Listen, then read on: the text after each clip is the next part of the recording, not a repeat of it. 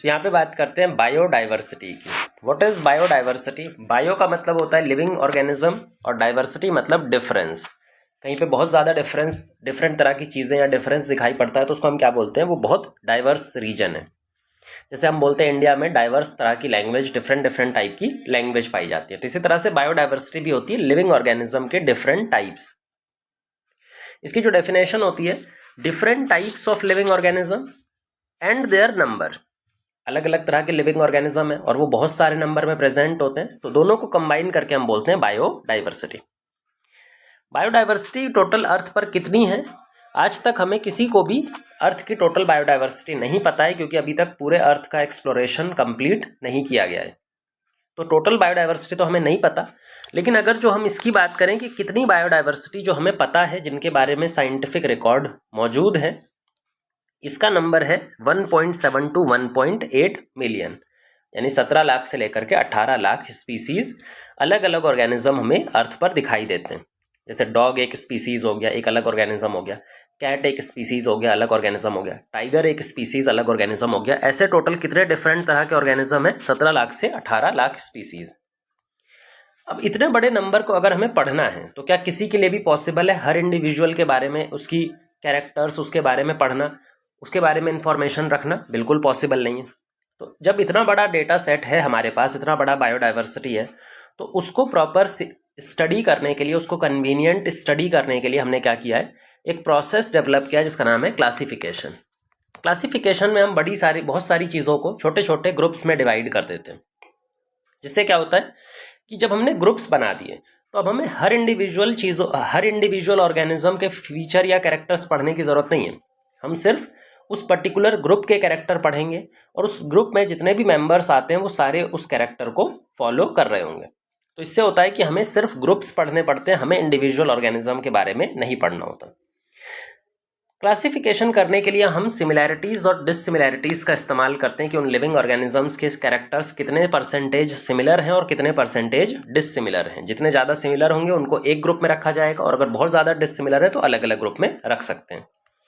Classification करना के कुछ स्टेप होते हैं, कुछ साइंटिफिक रूल्स और रेगुलेशंस होते हैं। तो इन रूल्स और रेगुलेशंस को पढ़ने के लिए हमने एक बायोलॉजी की ब्रांच बना रखी है, टैक्सोनॉमी। तो क्लासिफिकेशन को करने के लिए जो भी रूल्स, रेगुलेशंस, स्टेप फॉलो होते हैं, वो सारी चीज़ें हम एक ब्रांच में पढ़ते हैं जिसका नाम है टैक्सोनॉमी। टैक्सोनॉमी एक्चुअली में ग्रीक वर्ड है जो दो वर्ड से मिलकर के बना है, टैक्सिस और नोमोस। टैक्सिस का मतलब होता है अरेंजमेंट, किसी चीज़ को अरेंज करना, किसी चीज़ को सही से क्लासीफाई करना, और नोमोस का मतलब होता है लॉज। तो टैक्सोनॉमी एक ऐसी ब्रांच है बायोलॉजी की जिसमें हम उन रूल्स और लॉज को पढ़ते हैं जिसकी मदद से हम क्लासिफिकेशन कर सकते हैं। किसी भी लिविंग ऑर्गेनिज्म की टैक्सोनॉमी 3 स्टेप में की जाती है। पहला है आइडेंटिफिकेशन, फिर है नॉमेनक्लेचर और फिर है क्लासिफिकेशन। एक एक करके तीनों स्टेप को समझते हैं। पहला स्टेप होता है आइडेंटिफिकेशन। भाई किसी को पहचान करना, किसी को पहचानना। कैसे पहचानते हैं हम? पहचानने के लिए बहुत ज़रूरी है कि सबसे पहले हम उसके कैरेक्टर्स नोट करते हैं, जिसको बोलते हैं कैरेक्टराइजेशन। किसी भी ऑर्गेनिज्म को आपने देखा तो पहले आप क्या करोगे? आप उसके कैरेक्टर्स नोट करोगे कि वो कैसा दिखता है, उसका कलर क्या है, उसका साइज़ क्या है, उसका शेप क्या है, वो खाता क्या है, वो रहता कहाँ पे। ये सारे क्या होते हैं? कैरेक्टर्स। तो हम पहले उसके कैरेक्टर्स नोट करते हैं। एक बार जब उस ऑर्गेनिज्म के कैरेक्टर्स को नोट कर लेते हैं तो इसी प्रोसेस को बुलाया जाता है कैरेक्टराइजेशन। दूसरा स्टेप जो आइडेंटिफिकेशन का है उसको बोलते हैं कंपैरिजन। एक बार आपने किसी ऑर्गेनिज्म के सारे कैरेक्टर्स नोट कर लिए, फिर आप उन कैरेक्टर्स को कंपेयर करोगे उन ऑर्गेनिज्म से जो इनके बारे में आपको पहले से इन्फॉर्मेशन पता है। आपको जो भी इन्फॉर्मेशन पहले से पता है आप उसको अपने दिमाग में प्रोसेस करोगे। अगर उस ऑर्गेनिज्म के कैरेक्टर किसी भी उस ऑर्गेनिज्म से मैच कर रहे होंगे जो आपको पहले से मालूम है, जिसके कैरेक्टर्स आपके दिमाग में पहले से हैं, तो सिंपल सा आप उसको पहचान जाओगे। और अगर उसके कैरेक्टर्स किसी से मैच नहीं कर रहे हैं तो उसको हम क्या बोलेंगे कि आप उसको पहचान तो उस टाइम पे नहीं पाओगे, वो नए तरह का ऑर्गेनिज्म है। कंक्लूजन पे हम पहुंच सकते हैं कि ये जो ऑर्गेनिज्म है ये पहले हमारे पास हमें नहीं पता है। जैसे अगर एक एग्जांपल दें, मैं बोलता हूँ आप जंगल में जाते हैं और जंगल में जाने के बाद में आपको एक जानवर दिखाई देता है जो ऑरेंज कलर का है, ब्लैक स्ट्राइप है, पूंछ है, जो कार्निवोरस है, उसके कैनाइंस बहुत बड़े बड़े हैं, ठीक है, और उसके क्लॉज हैं, पंजे हैं।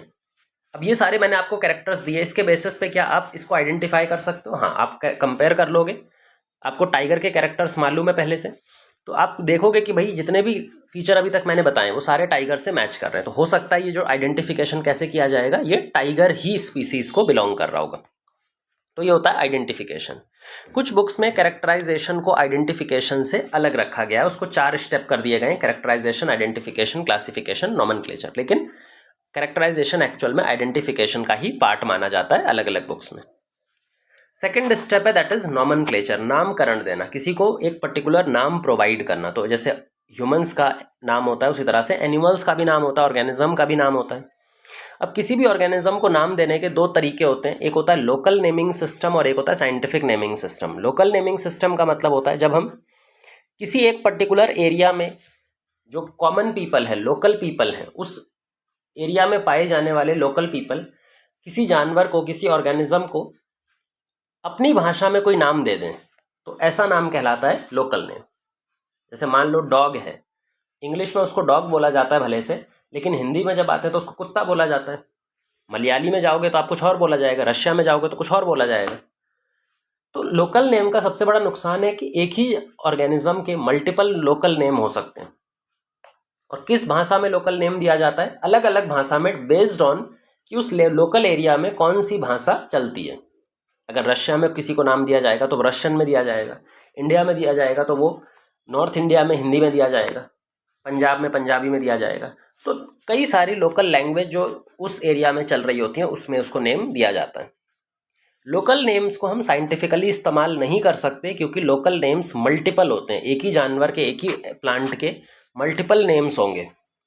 इसको कन्फ्यूजन को दूर करने के लिए हमने डेवलप किया साइंटिफिक नेमिंग सिस्टम, जिसमें हम एक ऐसा मेथड डेवलप करते हैं ताकि हर ऑर्गेनिज्म को एक सिंगल नाम मिले।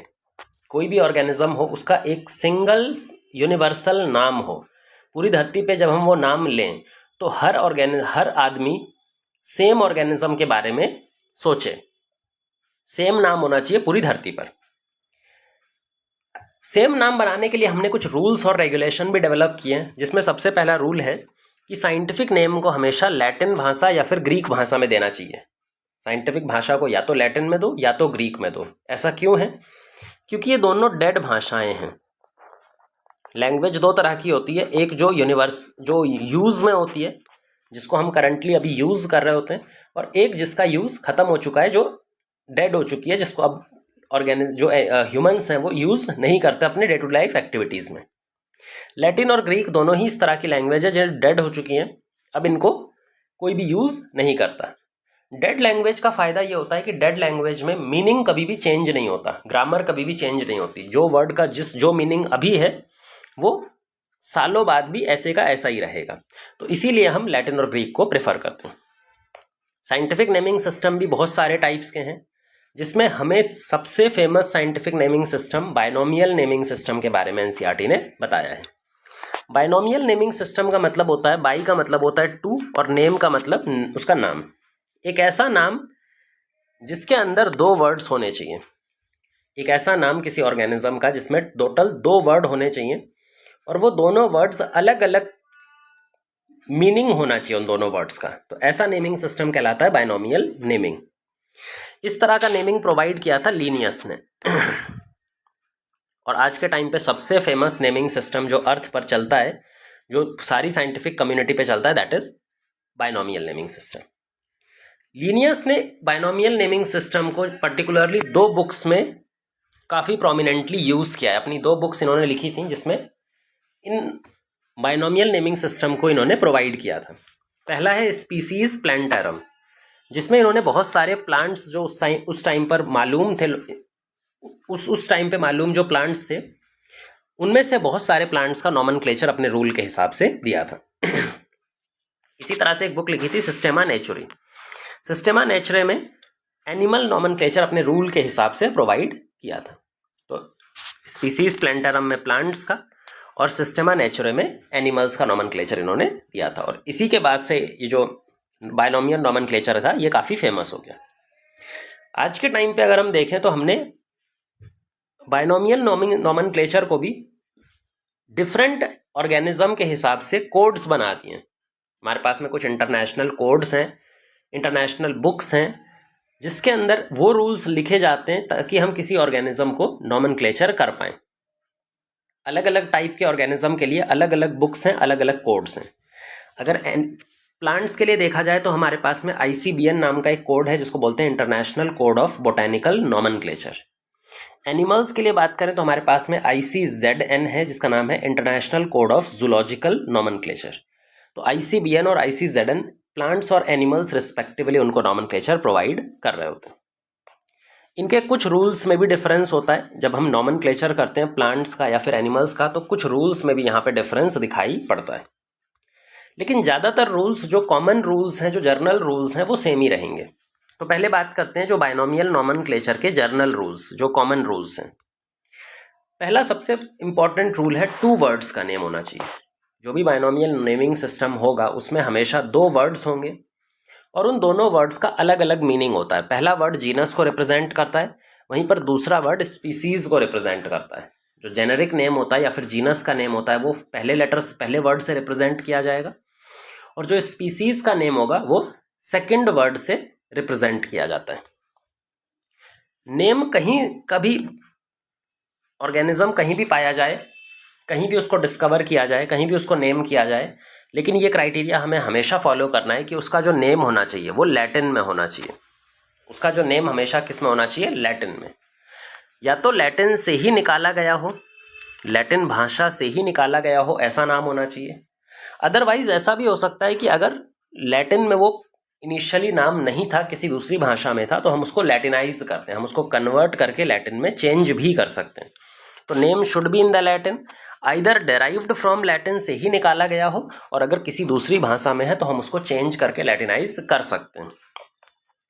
अब बात करते हैं कि जो लैटिन ओरिजिन है इसको हम शो कैसे करेंगे। भाई आज के टाइम पर तो लैटिन भाषा चलती नहीं है, आज के टाइम पर तो इंग्लिश चलती है सबसे ज़्यादा।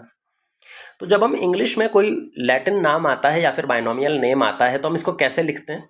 इसका लैटिन ओरिजिन दिखाने के लिए हम क्या करते हैं, जब भी टाइपिंग करा जाता है बाइनोमियल नेम को, हम टाइप कर रहे हो इसको या फिर हैंड राइट कर रहे हो, हाथ से लिख रहे हो या फिर टाइप कर रहे हो, दोनों केस में बाइनोमियल नोमेनक्लेचर के जो दोनों वर्ड्स हैं, जीनस का नेम और स्पीसीज का नेम, उनको हम सेपरेटली अंडरलाइन करते हैं। अलग अलग दोनों को अंडरलाइन करना होता है। जीनस को अलग अंडरलाइन करो और स्पीसीज को अलग से अंडरलाइन करो। अगर प्रिंट की बात करें, अगर हम उसको प्रिंट करवा रहे हो, कहीं पर प्रिंट कर रहे हो, न्यूज़पेपर वगैरह में, बुक्स में प्रिंट करने की बात हो, तो हमें इटैलिसाइज फॉन्ट यूज़ करना पड़ता है, इटैलिक्स फॉन्ट यूज़ करना पड़ता है, जो तिरछे शेप में होता है। कभी आपने ऐसा देखा हो, योगा, ये आगे की तरफ बेंड होता है, ये एक फॉन्ट होता है, और इस इटैलिक्स फॉन्ट को यूज़ करके हम क्या रिप्रेजेंट कर रहे होते हैं? बाइनोमियल नेमिंग का जो लैटिन ओरिजिन है, कि वो लैटिन भाषा से निकाला गया नेम है, वो दिखा रहा है। फर्स्ट वर्ड को हमेशा कैपिटलाइज किया जाता है। जो जीनस का नेम होता है ना, जो हमारा फर्स्ट वर्ड होता है, उसका पहला लेटर हम कैपिटल में लिखते हैं, कैपिटलाइज करना पड़ता है उसको। लेकिन स्पीसीज के साथ में कैपिटलाइजेशन नहीं करते हैं, स्पीसीज को हम कैपिटलाइज नहीं कर रहे होते हैं। लास्ट होता है ऑथर नेम। ऑथर यानी कि जिस साइंटिस्ट ने उस ऑर्गेनिज्म पे वर्क किया है, उसका नॉमेनक्लेचर प्रोवाइड किया, उसको बोलते हैं उसका ऑथर। ऑथर का नेम हमेशा बाइनोमियल नेमिंग में लास्ट में दिया जाता है। बाइनोमियल नेम खत्म होने के बाद में हम लास्ट में ऑथर का नाम लिखते हैं, और ऑथर का नाम हमेशा एब्रीवेटेड फॉर्म में लिखा जाता है। मतलब पूरा लिखने की ज़रूरत नहीं होती है, हम उसको शॉर्ट फॉर्म में करके एब्रीवेटेड फॉर्म में लिख सकते हैं। तो ये कुछ रूल्स हैं, जो बेसिक रूल्स हैं, जो हर बाइनोमियल नॉमेनक्लेचर पे एप्लीकेबल होते हैं। एक एग्जांपल देख लेते हैं। हमारे पास में बाइनोमियल नॉमेनक्लेचर का एक एग्जांपल दिया हुआ है एनसीईआरटी में, मैंगो प्लांट। मैंगो प्लांट का जो नाम है दैट इज मैंजीफेरा इंडिका लिन। पूरा नाम देखो यहाँ पे, मैंजीफेरा इंडिका और उसके बाद में लिन लिखा हुआ है। जो बाइनोमियल नॉमेनक्लेचर है वो हमारा ये फर्स्ट लेटर जीनस को रिप्रेजेंट कर रहा है, और ये देखो अगर जीनस वाला जो वर्ड है ये कैपिटलाइज है, इसका पहला लेटर हमने कैपिटल में लिखा हुआ है। इसका पहला लेटर कैपिटल में नहीं लिखा है, स्पीसीज का पहला लेटर कैपिटल में नहीं लिखते। दोनों को सेपरेटली अंडरलाइन किया हुआ है, क्योंकि हमने इसको हाथ से लिखा है, हैंड रिटन है, तो हम इसको क्या करेंगे? अंडरलाइन कर रखा है सेपरेटली। इधर भी अंडरलाइन कर रखा है और इधर भी अंडरलाइन कर रखा है। ये जो लिन है लास्ट में, बाइनोमियल नॉमेनक्लेचर के बाद जो लिन लिखा हुआ है, this is abbreviated form for Linnaeus. इसका मतलब है कि इस नाम को किसने प्रोवाइड किया है? लीनियस ने। साइंटिस्ट का नाम होता है वो लैटिन में नहीं होता, क्योंकि वो लैटिन में नहीं होता है, एब्रीवेटेड फॉर्म में होता है, इसीलिए इसको हम लैटिनाइज भी नहीं करते और इटैलिक्स में भी नहीं लिखा जाता। तो ये हमारा अलग होता है बायनोमियल नोमेनक्लेचर से। अब लास्ट आते हैं हम, लास्ट स्टेप। पहला हमने आइडेंटिफिकेशन स्टेप पढ़ा, दूसरा हमने नोमेनक्लेचर स्टेप पढ़ा, अब हमें पढ़ना है क्लासिफिकेशन स्टेप, जो लास्ट स्टेप है टैक्सोनॉमी का। क्लासिफिकेशन का सिंपल सा मतलब होता है चीज़ों को ग्रुप करना, छोटे छोटे ग्रुप्स बनाना उनके, और सब ग्रुप्स बनाना। जो ग्रुप्स बनाए हैं उनके भी छोटे छोटे फर्दर ग्रुपिंग करने, उसको बुलाते हैं क्लासिफिकेशन। जैसे मान लो अगर किसी घर का एड्रेस बताना हो, इंडिया में मान लो कोई घर है हमारे यहाँ पे, तो उसका एड्रेस बताना हो तो हम उसको कैसे बताएंगे? हम उसको मल्टीपल लेयर्स की फॉर्म में बताते हैं। सबसे छोटा पहले हम बताएंगे कि भाई अपने मोहल्ले का नाम बताएंगे, हाउस नंबर बता सकते हैं, गली नंबर, मोहल्ले का नाम बता सकते हैं। फिर सिटी का नेम बता सकते हैं। सिटी के बाद में राज्य का नाम बता सकते हैं, स्टेट कौन सा है आपका। उसके बाद कंट्री कौन सी है आपकी। तो आप ध्यान से देखो कि हमने जो एक ही घर का एड्रेस है वो कई सारे लेवल्स पे बताया है, जिसमें हम लेवल को बढ़ाते गए। पहले हमने मोहल्ले का नाम बताया, फिर सिटी का नाम, फिर राज्य स्टेट का नाम, फिर कंट्री का नाम। इसी तरह से जो क्लासिफिकेशन होता है वो भी एक ऑर्गेनिज्म का मल्टी स्टेप प्रोसेस होता है। एक ही ऑर्गेनिज्म को क्लासिफाई करने के लिए हम मल्टीपल कैटेगरीज को यूज करेंगे, और जो कैटेगरीज का साइज है, वो बढ़ता हुआ जाएगा ऊपर की तरफ। और हर एक स्टेप को हम क्या बोलते हैं? एक रैंक बोलते हैं। हर एक स्टेप को हम एक रैंक से एसोसिएट करते हैं और उसका नाम दिया जाता है कैटेगरी। हर एक स्टेप को एक रैंक बोला जाता है और उस रैंक को ही क्या कहलाता है? कैटेगरी कहलाता है। जो कैटेगरीज होती हैं वो छोटी और बड़ी होती हैं। कुछ कैटेगरीज स्टार्ट होंगी छोटे से और फिर धीरे धीरे वो ऊपर की तरफ जाने पर बड़ी होती जाती है। अब टोटल कितनी कैटेगरीज होती हैं भाई? ऐसे तो हमने बोला कि कैटेगरीज हम कितनी, पर क्या फिक्स नंबर होना चाहिए ना? हम कितनी कैटेगरीज यूज करते हैं जनरली साइंटिफिक नोमेनक्लेचर देते टाइम, ये भी हमें पता होना चाहिए। तो टोटल कैटेगरीज हमारे पास में दो टाइप्स की होती हैं। एक होती है ऑब्लिगेट कैटेगरीज या फिर असेंशियल। ऑब्लिगेट का मतलब होता है असेंशियल, जिनको यूज करना बहुत ज़रूरी है। बिना इनको यूज किए कोई भी ऑर्गेनिज्म का क्लासिफिकेशन पूरा नहीं हो सकता। तो ये 7 तो हमें यूज ही करनी है। ये 7 कौन कौन सी होती हैं? किंगडम, फाइलम और स्लैश करके हमने डिवीजन लिखा हुआ है। अभी ये क्या है इसका मतलब बताते हैं। क्लास, ऑर्डर, फैमिली, जीनस और स्पीसीज, ये 7 कैटेगरीज हैं जो कि ऑब्लिगेट है। इनको यूज करना ही पड़ेगा हमें किसी भी ऑर्गेनिज्म का क्लासिफिकेशन परफॉर्म करने के लिए। कई बार कुछ एडिशनल कैटेगरीज भी यूज की जा सकती हैं, but these are optional categories या फिर एडिशनल कैटेगरीज। इनको यूज तब किया जाता है जब हमें क्लासिफिकेशन को और बेटर बनाना होता है, क्लासिफिकेशन को और छोटे छोटे लेवल्स में डिवाइड करना होता है। सब कैटेगरीज के अंदर में हमारे पास में जैसे किंगडम और फाइलम के बीच में सब किंगडम आ सकता है, मतलब किंगडम से छोटा लेवल जो होगा वो सब किंगडम, और फाइलम से बड़ा सुपर फाइलम। इसी तरह से फाइलम से छोटा सब फाइलम, या फिर क्लास से बड़ा, इन दोनों के बीच में सुपर क्लास आ सकती है। ऐसे ही कई सारी सब कैटेगरीज होती हैं जिनको हम कई बार यूज कर सकते हैं एडिशनली। अब क्योंकि ये जो कैटेगरीज बनाई गई हैं, ये जितनी भी कैटेगरीज, अगर हम इन ऑब्लिगेट कैटेगरीज की पर्टिकुलरली बात करें, kingdom, phylum, class, order, family, genus, species, इनको बनाते टाइम लिविंग ऑर्गेनिजम्स के बहुत सारे कैरेक्टर्स को हम स्टडी करते हैं।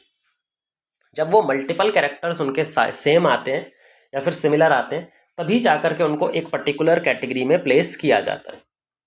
इसीलिए जो कैटेगरीज है ना, ये ऑब्लिगेट कैटेगरीज हैं, ये डिस्टिंक्ट बायोलॉजिकल एंटाइटीज हैं। इनके बीच में एक्चुअल सिमिलैरिटी होती है। सिर्फ ऐसा नहीं बोल सकते कि भाई ये सिंपल मॉर्फोलॉजिकली हमने बस एग्रीगेट बना दिया, या फिर उनको देखने में जो सेम थे उनको एक जैसा नहीं रखा गया, उनके ऊपर में हमने कई सारे कैरेक्टर्स स्टडी किए, उसके बाद जाकर के ये ग्रुप्स बनाए गए। अब बात करते हैं हायरार्की या फिर रैंक की। ये जो 7 कैटेगरीज हैं, इन सब का साइज फिक्स नहीं है। इन सब का साइज किसी का छोटा और किसी का बड़ा है। जो सबसे छोटे साइज में है that is species, smallest category, सबसे छोटी कैटेगरी। और जो सबसे बड़ी कैटेगरी है दैट इज किंगडम। और साइज में ये नीचे से ऊपर की तरफ बढ़ता जाएगा, मतलब स्पीसीज से बड़ी कैटेगरी है जीनस, जीनस से बड़ी फैमिली, फैमिली से बड़ा ऑर्डर, ऑर्डर से बड़ा क्लास, क्लास से बड़ा फाइलम या डिवीजन, और उससे बड़ा किंगडम हो जाता है। ये जो ऑर्डर है, अगर हम इस पर्टिकुलर ऑर्डर को फॉलो करते हुए सारी 7 की 7 कैटेगरीज को अरेंज कर दें, चाहे तो बढ़ते हुए ऑर्डर में छोटी रैंक से बड़ी रैंक की तरफ, या फिर घटते हुए ऑर्डर में बड़ी रैंक से छोटी रैंक की ओर तरफ, इसी को बुलाया जाता है हायरार्की। हायरार्की का सिंपल सा मतलब होता है स्टेटस या फिर लेवल। जैसे हमने कंपनी में कुछ हायरार्की होती है, आपके क्लास में कुछ हायरार्की होती है। हायरार्की का सिंपल मतलब होता है लेवल। लेवल बढ़ता हुआ भी हो सकता है और घटता हुआ भी हो सकता है। तो जब हम इन सबको लेवल की फॉर्म में अरेंज करते हैं तो उसी अरेंजमेंट को बुलाया जाता है हायरार्की। जैसे जैसे हायरार्की में हम ऊपर बढ़ेंगे, जो नंबर ऑफ कैरेक्टर्स एक दूसरे के साथ में वो सिमिलैरिटी शो कर रहे थे वो कम होते जाएंगे। अगर स्पीसीज की बात करें तो यहाँ पे मेंबर्स जो हैं, जो ऑर्गेनिज्म है, उन दोनों के बीच में सिमिलैरिटी बहुत ज़्यादा दिखाई पड़ेगी। पर जैसे जैसे हम ऊपर जाएंगे, जैसे जैसे रैंक बढ़ेगी, जीनस उसके ऊपर वाला कैटेगरी, उसकी रैंक बढ़ी है, तो ऊपर जाने पर जो सिमिलर कैरेक्टर्स हैं, नंबर ऑफ सिमिलर कैरेक्टर वो कम होते जाएंगे, क्योंकि कैटेगरी बड़ी बनती जा रही है तो नंबर ऑफ कैरेक्टर्स कम होते जाएंगे। जैसे स्पीसीज में कैट है, कैट एक अलग स्पीसीज है, डॉग एक अलग स्पीसीज है, ह्यूमन एक अलग स्पीसीज है, इनके बीच में आपस में सिमिलैरिटी है। लेकिन जब हम किंगडम में आते हैं तो किंगडम में तो एनिमल किंगडम में कैट को भी रखा जाता है, डॉग को भी रखा जाता है, ह्यूमन को भी रखा जाता है, कॉकरोच को भी रखा जाता है। पर ध्यान से देखो तो इनके बीच में सिमिलैरिटी तो है, बट कुछ डिफरेंसेस भी तो बहुत सारे हैं। तो ऊपर जाने पर जो सिमिलर नंबर ऑफ कैरेक्टर्स हैं वो कम होते जाते हैं। इसी वजह से जब हम ऊपर जाते हैं हायरार्कियल रैंक में, टैक्सोनॉमिकल कैटेगरी रैंक में, तो ऊपर जाकर के क्लासिफिकेशन करना या फिर रिलेशन बताना मुश्किल हो जाता है, डिफिकल्ट हो जाता है। नीचे रिलेशन बताना काफ़ी ईजी होता है।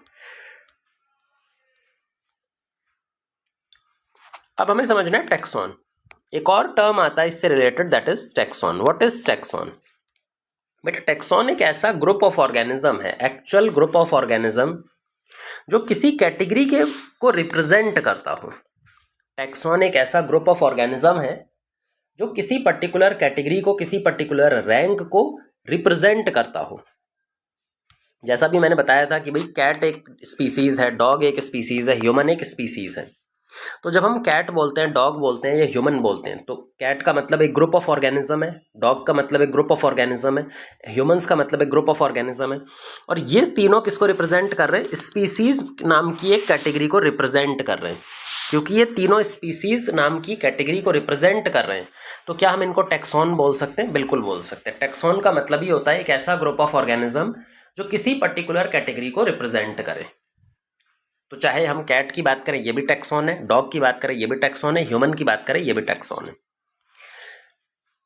ऊपर आते हैं हम एनिमल और प्लांट। जब हमने एनिमल बोला तो एनिमल बेसिकली एक ग्रुप ऑफ ऑर्गेनिज्म है जो किसको रिप्रेजेंट कर रहा है?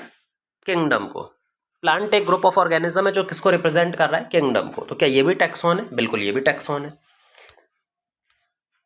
कैट, डॉग, ह्यूमन भी टैक्सॉन है, एनिमल और प्लांट भी टैक्सॉन है। फर्क क्या है दोनों में? अगर हम एनिमल की बात करते हैं तो क्या ये एक टैक्सॉन है? बिल्कुल। अगर हम कैट की बात करते हैं क्या ये भी एक टैक्सॉन है? बिल्कुल। पर क्या ये टैक्सॉन अलग अलग रैंक के टैक्सॉन है या फिर सेम रैंक को रिप्रेजेंट कर रहे हैं? डिफरेंट रैंक को रिप्रेजेंट कर रहे हैं। तो जो टैक्सॉन होते हैं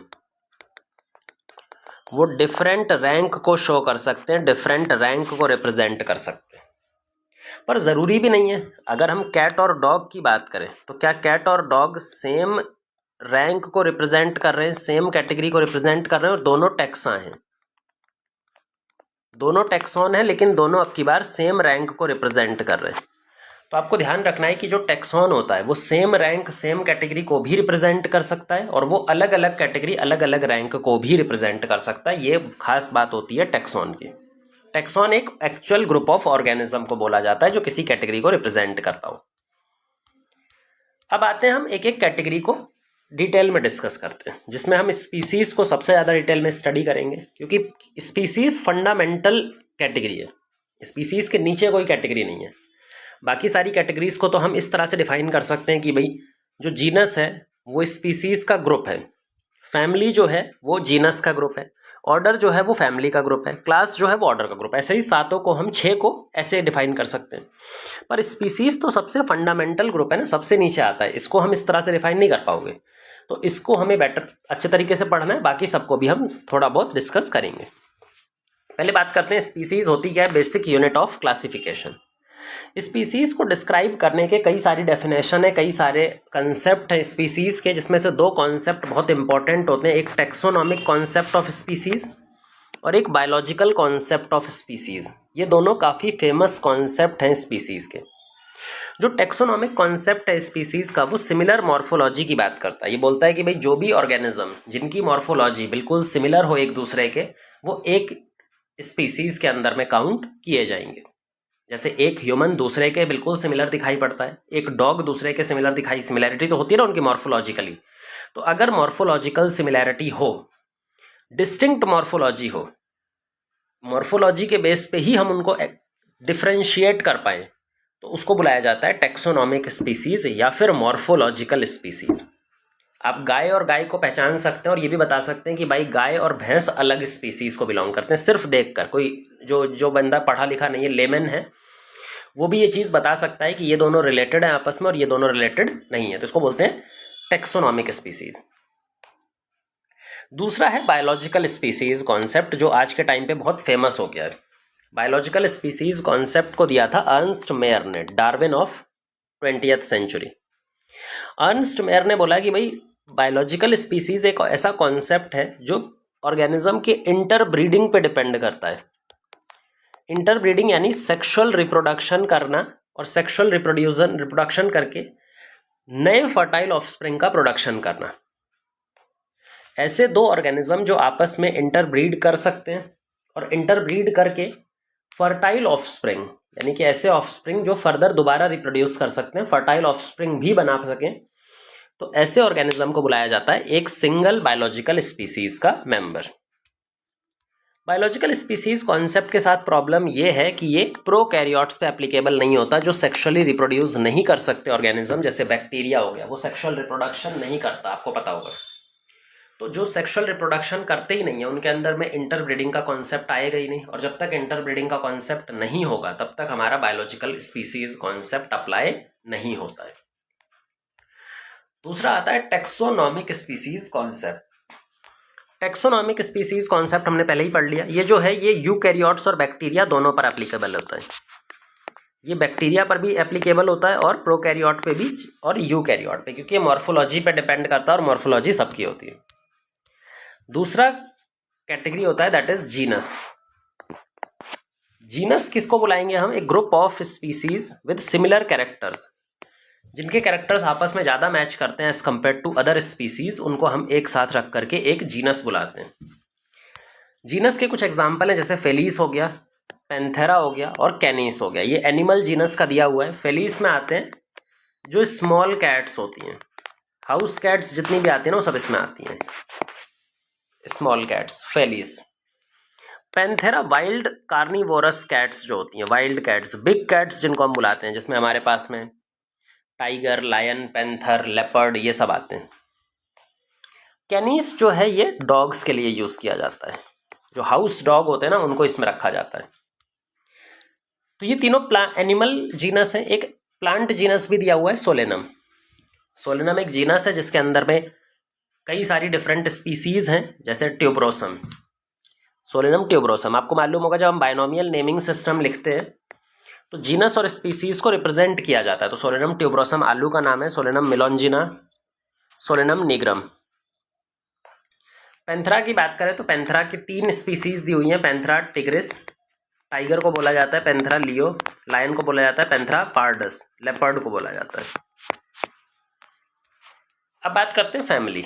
अब देखो जैसे जैसे हम ऊपर की तरफ बढ़ रहे हैं, कैटेगरी में ऊपर की तरफ बढ़ रहे हैं, तो क्या सिमिलर कैरेक्टर्स कम हो रहे हैं या फिर ज़्यादा हो रहे हैं? सिमिलर कैरेक्टर्स ऑब्वियसली कम होते जाएंगे ऊपर की तरफ जाने पर। तो जब हम फैमिली की तरफ ऊपर जाते हैं तो प्लांट्स के अंदर अब मॉर्फोलॉजी उनकी धीरे धीरे अलग होती जा रही है। सो अब हमें यहाँ पे किस पे रियलाइज करना पड़ता है? हमें वेजिटेटिव प्लस रिप्रोडक्टिव दोनों को पढ़ना पड़ेगा, तब जाके कहीं सिमिलैरिटी बनेगी। सिर्फ रूट स्टेम लीफ को अगर देखोगे तो सिमिलैरिटी अब नहीं बनेगी। रिप्रोडक्टिव फीचर या फ्लोरल फीचर, फ्लावर के फीचर्स को स्टडी करना ही पड़ेगा, क्योंकि फ्लावर के फीचर्स जो होते हैं वो ज़्यादा स्टेबल होते हैं, ज़्यादा कंजर्व होते हैं as compare to vegetative features. Root stem leaf, इनके फीचर से ज़्यादा कंजर्व कौन होता है? Floral features. तो हमें दोनों पढ़ने पड़ते हैं रिलेशनशिप एस्टेब्लिश करने के लिए। एक और चीज़ याद रखो कि जीनस के बाद जो कैटेगरीज आती हैं, 4 कैटेगरीज, फैमिली, फैमिली के ऊपर ऑर्डर, ऑर्डर के ऊपर क्लास, क्लास के ऊपर फाइलम।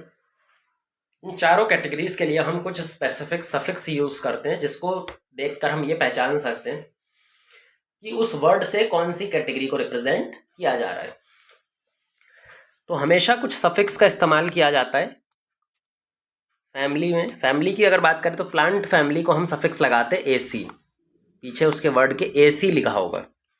एनिमल्स के अंदर में आईडी लिखा होता है, IDAE। तो ये सफिक्स हैं जो प्लांट्स के लिए अलग यूज किए जाते हैं और एनिमल्स के लिए अलग तरह के यूज किए जाते हैं। एक प्लांट फैमिली दी भी गई है सोलेनेसी, एक प्लांट फैमिली है जिसके अंदर में अलग अलग जीनस सोलेनम, पेटूनिया, धतूरा नाम का जीनस इंक्लूड किया जाता है। दूसरा हमारे पास में आता है animal gene, animal family Felidae, animal family Felidae. जो एनिमल फैमिली फेलिडी है इसमें हम डॉग को रखते हैं, हाउस डॉग, साथ में लकड़बग्घा जो वाइल्ड डॉग्स होते हैं, वुल्फ वगैरह, उनको रखा जाता है। कैनिडी की बात करें तो कैनिडी में हाउस कैट जो फेलिस का जीनस था और वाइल्ड कैट जो बड़ी कैट्स थी, पैंथरा जीनस, वो दोनों को इंक्लूड किया जाता है। ऑर्डर की बात करते हैं भाई, ऑर्डर जो आएगा वो ग्रुप ऑफ फैमिलीज हैं। अब जैसे जैसे हम ऊपर जा रहे हैं वेजिटेटिव कैरेक्टर्स अब पूरी तरह से डिफरेंट दिखाई देने लगेंगे। अब सिर्फ और सिर्फ क्या मैच करेगा, फ्लोरल कैरेक्टर्स। अगर प्लांट की बात करें तो सिर्फ फ्लावर के कैरेक्टर्स अब मैच करेंगे, वेजिटेटिव कैरेक्टर्स तो मैच करना ऑलमोस्ट बंद ही कर देगा। तो ऑर्डर को बनाने के लिए हमें मेनली किस पे रिलाई करना पड़ता है, फ्लोरल कैरेक्टर्स पे रिलाई करना पड़ता है। इसके लिए भी सफिक्स यूज किया जाता है। हाँ, प्लांट्स के लिए एल्स और एनिमल्स के लिए ए। प्लांट्स के लिए जैसे एल्स है पॉलीमोनियल्स, और एनिमल्स का एक ऑर्डर दिया हुआ है प्राइमाटा। पॉलीमोनियल्स के अंदर में हम रखते हैं कन्वोल्वुलिएसी फैमिली, सोलेनेसी फैमिली को। प्राइमाटा में हम ह्यूमंस, एप, मंकी सबको रखते हैं। एक और ऑर्डर दिया हुआ है कार्निवोरा। कार्निवोरा ऑर्डर में फेलिडी, कैनिडी, जिनके बड़े बड़े कैनाइन्स होते हैं, और जो फेलिडी कैनाइन होता है, कैनिडी फैमिली होता है, दोनों में होते हैं। क्लास की बात करें तो क्लास हमारे पास में यू बनाने के लिए हम 2 तरह की क्लास देखनी है। प्लांट क्लास दी हुई है। फ्लावरिंग प्लांट्स जो होते हैं, जो फ्लावर प्रोड्यूस करते हैं, 2 क्लास में पाए जाते हैं, मोनोकॉट, मोनोकॉटिलेडनस एंड डाइकॉट। इनमें भी सफिक्स यूज किया जाता है, पढ़ते नहीं है। एनिमल्स की बात करें तो animal, mammals, fish, birds, amphibians, ये सब क्लास है। फाइलम या फिर डिवीजन, अब हमने बताया था भाई फाइलम और डिवीजन दोनों सेम रैंक की कैटेगरीज हैं। ये दोनों क्या हैं, सेम रैंक की कैटेगरीज। अगर ये दोनों डिफरेंट सेम रैंक की कैटेगरीज को रिप्रेजेंट कर रहे हैं तो उस कंडीशन में हमारे पास में एंजियोस्पर्म एक प्लांट फाइलम है, डिवीजन है। प्लांट्स के लिए हम डिवीजन इस्तेमाल करते हैं, और कॉर्डेटा एक एनिमल फाइलम है। एनिमल्स के लिए हम फाइलम यूज करते हैं। एंजियोस्पर्म में सारे फ्लावरिंग प्लांट्स आते हैं। किंगडम की बात करें, सबसे बड़ा ग्रुप जिसमें प्लांट और एनिमल्स अलग अलग किंगडम है, ऐसे ही वो सबसे बड़ा ग्रुप है, 7 में से सबसे बड़ा ग्रुप होता है। एक टेबल दी हुई है, ये टेबल हमें करनी है। कुछ कॉमन नेम है जैसे ह्यूमंस। मैन का जो नेम होता है वो क्या होता है भाई, जो मैन का नेम होता है होमोसेपियंस। होमो का मतलब जीनस, सेपियंस का मतलब स्पीसीज। फैमिली हमारी होमिनिडी फैमिली होती है। ऑर्डर प्राइमाटा हमने बता दिया, मेमेलिया क्लास और कॉर्डेटा। हाउस फ्लाई, मस्का डोमेस्टिका, नाम से ही पता चल गया 2 चीज़ें। तो स्पीसीज जो है डोमेस्टिका, जीनस जो है मस्का, फैमिली मस्कीडी, और जो सफिक्स लगाए वो IDE। यहाँ पे भी देखो suffix IDE। Diptera order Insecta class Arthropoda phylum. Mango, Mangifera indica, Mangifera Anacardiaceae family जो है, that is Anacardiaceae, AC order मतलब फैमिली। सेपेंडेल्स ऑर्डर एल्स लगा हुआ है, डाइकोटिलेडनी क्लास और Angiospermae. Wheat, Triticum aestivum, Triticum Poaceae, Poales, Monocotyledonae, angiospermae.